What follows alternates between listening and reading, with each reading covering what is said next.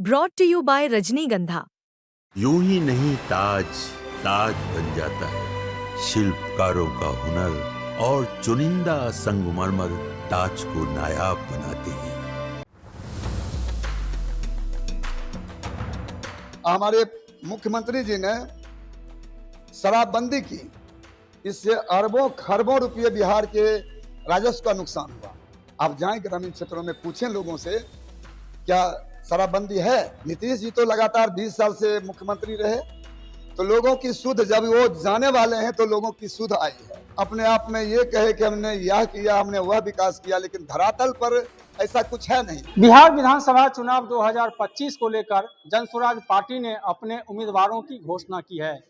पहली लिस्ट में 51 उम्मीदवारों की घोषणा की गई है और बेगूसराय जिले से 2 विधानसभा क्षेत्रों से उम्मीदवार की घोषणा की गई है।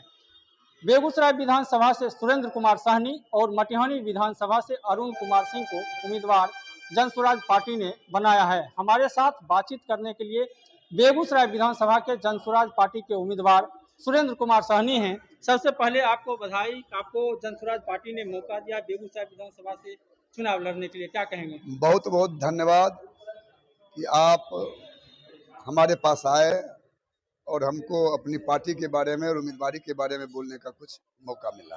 किन मुद्दों को लेकर जाएंगे? आप लगातार समाज से जुड़े रहे हैं। पार्टी हमारी जिन मुद्दों को लेकर बिहार में बदलाव को लेकर हमारी पार्टी आई है, बिहार बदलाव ही हमारी पार्टी का मुख्य एजेंडा है।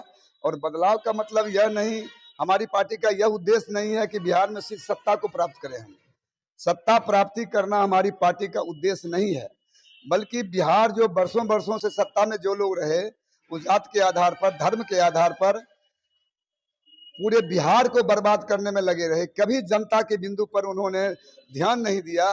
तो पहली बार बिहार में एक ऐसे नेता आए हैं जो बिहार की बदहाली को दूर करना चाहते हैं, बिहार से पलायन को रोकना चाहते हैं, बच्चों की शिक्षा और स्वास्थ्य पर बात करने के लिए आए हैं।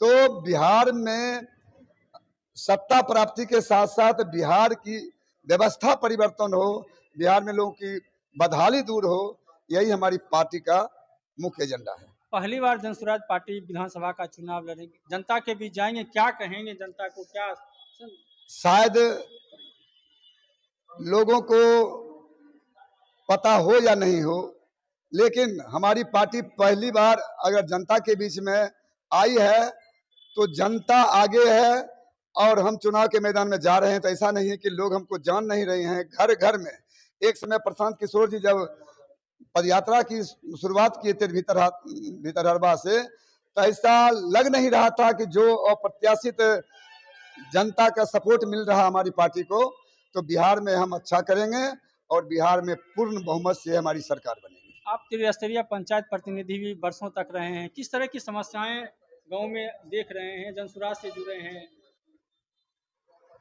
मैं बता दूं कि स्थानीय स्तर पर मैंने पति पत्नी 9 चुनाव जीता है।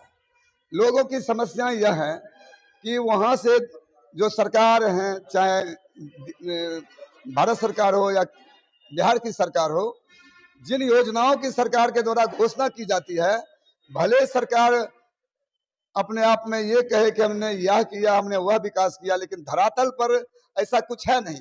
मैं 1-2 उदाहरण देना चाहता हूं। आप नल जल योजना में अरबों रुपये खर्च हुए, लेकिन आप ग्रामीण क्षेत्रों में सर्वे कर लें कि अगर एक पंचायत में 12 वार्ड हैं तो वहाँ 2-3 अभी अगर नल चल रहा हो, तब मैं मानूं कि वहाँ सरकार की विकास की योजना धरातल पर चल रही है। ऐसा है नहीं। सरकार के द्वारा जिन जिन योजनाओं की घोषणा होती है वो धरातल पर उस रूप में नहीं जा पाती है, यह मेरा मानना है और जमीनी हकीकत भी यही है। एक बात मैं और कहना चाहता हूं, हमारे मुख्यमंत्री जी ने शराबबंदी की, इससे अरबों खरबों रुपये बिहार के राजस्व का नुकसान हुआ। आप जाएं ग्रामीण क्षेत्रों में, पूछें लोगों से क्या शराबबंदी है? नहीं है, शराबबंदी है ही नहीं। और छोटे छोटे बच्चे शराब की होम डिलीवरी में लगे हुए हैं। और जेल कौन जाते हैं? जो गरीब और निचले तबके के लोग हुए जेल जाते हैं। बड़े बड़े जो शराब माफिया हैं वो जेल तक भी नहीं जाते हैं। ये सरकार की योजना बिल्कुल फ्लॉप है। इसीलिए हमारे प्रणेता ने कहा कि अगर हमारी सरकार बनेगी तो हम शराबबंदी को खत्म करेंगे। बीजेपी के यहाँ विधायक हैं, 5 साल से पहले भी बीजेपी रही, कांग्रेस रही। किस तरह की समस्या आप विधानसभा क्षेत्र में देख रहे हैं? क्या प्राथमिकता होगी आपकी? मेरी प्राथमिकता होगी और मेरे पार्टी के संविधान में भी है कि जो विधायक बन के आएंगे, विधानसभा के सेशन के बाद प्रत्येक गांव में उनको रहना, रात वहां गुजारना है। इसलिए हम लोग ऐसा नहीं करेंगे तो विधायक बन गए तो फिर हम हाई फाई सोसाइटी में ऐसा नहीं। जमीन में जो सारी जमीन की समस्याएं हैं उन समस्याओं को हम देखेंगे। क्योंकि मैं भी निचले समाज से आता हूं, गरीबी को मैंने देखा है और मैंने देखा है कि सरकार की घोषणाओं के बावजूद भी ग्रामीण स्तर पर गरीबों की क्या स्थिति है उसको हम सुधारने का प्रयास करेंगे ग्रामीण स्तर पर। और शिक्षा की जो बदतर स्थिति है उस बदतर स्थिति को सुधारने का प्रयास करेंगे। मैं नगर निगम क्षेत्र के संबंध में भी मैं बता देना चाहता हूं कि लगातार नगर निगम क्षेत्र में आप जाम की समस्या देख रहे हैं। नगर निगम क्षेत्र में आप देख रहे हैं कि क्राइम का किस रूप में बोलबाला है।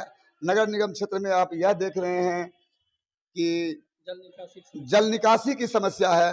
तो इन समस्या को हम देखेंगे और निश्चित रूप से हम अगर जनता के आशीर्वाद से चुनाव जीतेंगे तो ग्रामीण और शहरी दोनों क्षेत्रों में जो आम जनों की समस्या है उसको हम देखेंगे निश्चित रूप से। आपके सामने एनडीए और महागठबंधन, 2 दलों के गठबंधन के उम्मीदवार होंगे।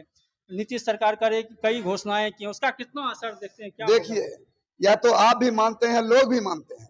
नीतीश जी तो लगातार 20 साल से मुख्यमंत्री रहे, तो लोगों की सुध जब वो जाने वाले हैं तो लोगों की सुध आई है।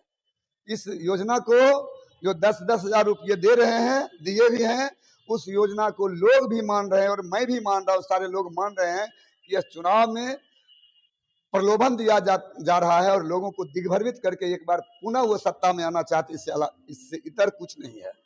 कितनी लड़ाई मजबूत होगी? एनडीए महागठबंधन, आप भी हैं, जीत के प्रति कितना आश्वस्त हैं? कोई लड़ाई नहीं होगी। यहाँ जनसुराज के जितने भी प्रत्याशी आएंगे मैदान में उनके साथ कोई लड़ाई नहीं होगी। क्योंकि उम्मीदवार लड़ाई सिर्फ नहीं लड़ेंगे, यहाँ की जनता लड़ाई लड़ेगी और यहाँ के जितने भी उम्मीदवार हैं सारे के सारे उम्मीदवार जीतकर विधानसभा जाएंगे, यह मैं आपको भरोसा दे सकता हूँ।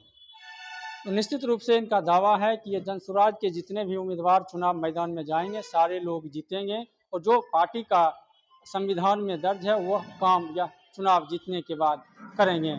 सौरभ कुमार, बेगूसराय, बिहार तक।